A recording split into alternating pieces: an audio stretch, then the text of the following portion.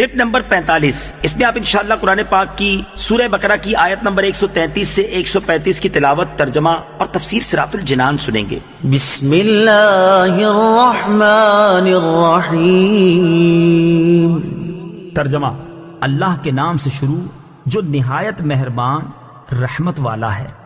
ام کنتم شہداء اذ حضر یعقوب الموت اذ قال لبنیہ ما تعبدون من بعدی قالوا نعبد الہک وإلہ آبائک ابراہیم واسماعیل واسحاق الہا واحدا وَنَحْنُ لَهُ مُسْلِمُونَ۔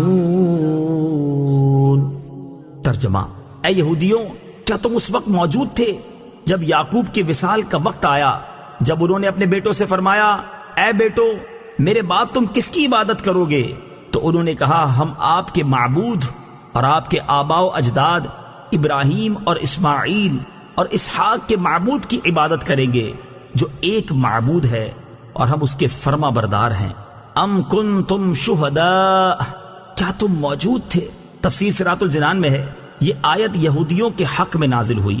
انہوں نے کہا تھا کہ حضرت یعقوب علیہ السلام نے اپنی وفات کے روز اپنی اولاد کو یہودی رہنے کی وصیت کی تھی۔ اللہ تعالیٰ نے ان کے اس بہتان کے رد میں یہ آیت نازل فرمائی۔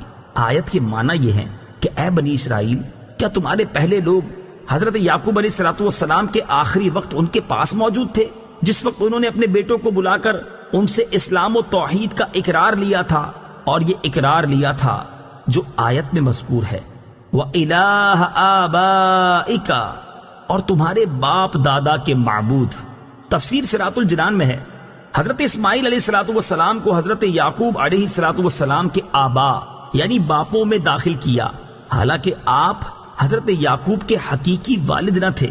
یہ اس لیے کہ آپ علیہ السلام ان کے چچا ہیں، اور چچا بمنزلہ باپ کے ہوتا ہے، جیسا کہ حدیث شریف میں ہے۔ اور آپ علیہ السلام کا نام حضرت اسحاق سے پہلے ذکر فرمانا دو وجہ سے ہے۔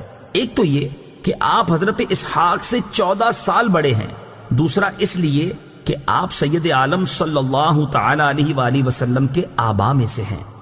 تلك أمة قد خلت لها ما كسبت ولكم ما كسبتم ولا تسألون عما كانوا يعملون۔ ترجمہ، وہ ایک امت ہے جو گزر چکی ہے، ان کے اعمال ان کے لیے ہیں اور تمہارے اعمال تمہارے لیے ہیں، اور تم سے ان کے کاموں کے بارے میں نہیں پوچھا جائے گا۔ تلک امت، وہ ایک امت ہے۔ تفسیر صراط الجنان میں ہے، جب یہودی دلائل میں عاجز ہو جاتے تو آخر کار کہہ دیتے تھے کہ اگر ہمارے عقائد و اعمال غلط بھی ہوئے تو ہمارے باپ داداؤں کے اعمال ہمارے کام آ جائیں گے اور ان سے ہماری نجات ہو جائے گی۔ ان کی تردید میں یہ آیت آئی کہ وہ سب گزر چکے، ان کے اعمال ان کے لیے ہیں اور تمہارے اعمال تمہارے لیے، تمہیں ان کے اعمال کام نہ آئیں گے۔ اس سے معلوم ہوا کہ آخرت میں اپنے اعمال کام آئیں گے، اور اگر عقیدہ خراب ہو تو کسی کو دوسرے کے عمل سے فائدہ نہ ہوگا۔ وَقَالُوا كُونُوا هُودًا أَوْ نَصَارَىٰ تَهْتَدُوا قُلْ بَلْ مِلَّةَ إِبْرَاهِيمَ حَنِيفًا وَمَا كَانَ مِنَ الْمُشْرِكِينَ۔ ترجمہ، اور اہل کتاب نے کہا، یہودی یا نصرانی ہو جاؤ، ہدایت پا جاؤ گے۔ تم فرماؤ، ہرگز نہیں، بلکہ ہم تو ابراہیم کا دین اختیار کرتے ہیں جو ہر باطل سے جدا تھے اور وہ مشرکوں میں سے نہ تھے۔ کونو، ہو جاؤ۔ تفسیر صراط الجنان میں ہے، حضرت عبداللہ ابن عباس رضی اللہ تعالی عنہما نے فرمایا کہ یہ آیت مدینہ کے یہودی سرداروں اور نجران کے عیسائیوں کے جواب میں نازل ہوئی۔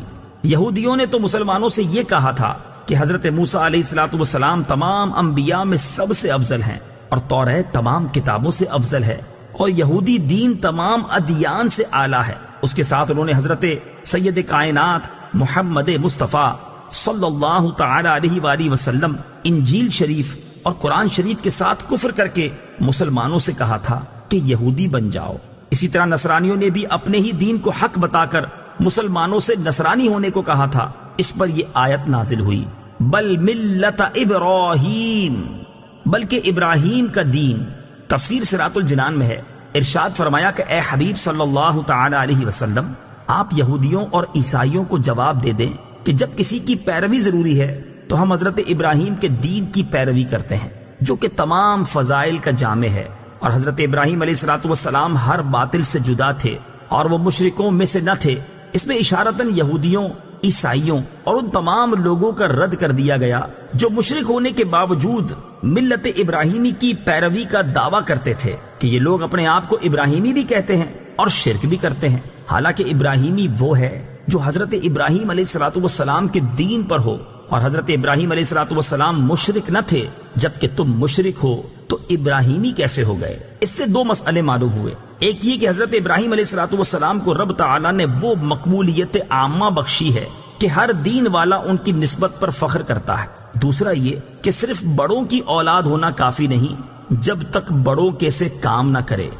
کلپ نمبر 45، اس میں آپ انشاءاللہ قرآن پاک کی سورہ بقرہ کی آیت نمبر 133 سے 135 کی تلاوت، ترجمہ اور تفسیر صراط الجنان سنیں گے۔ بسم اللہ الرحمن الرحیم۔ ترجمہ، اللہ کے نام سے شروع جو نہایت مہربان رحمت والا ہے۔ ام کنتم شہداء اذ حضر یعقوب الموت اذ قال لبنیہ ما تعبدون من بعدی قالوا نعبد الہک وإلہ